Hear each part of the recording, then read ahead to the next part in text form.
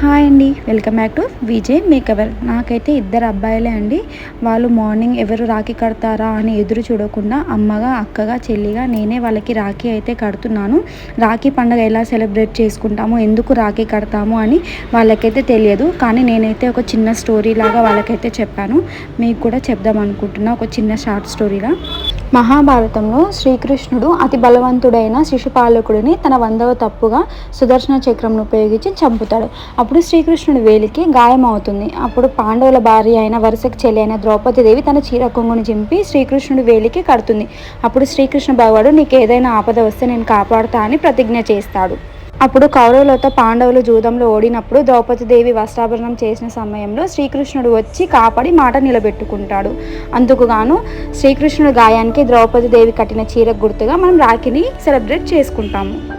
నేనైతే మా పిల్లలకు చెప్పేశాను, మీరు కూడా మీ పిల్లలకి చెప్పేయండి. Thank you.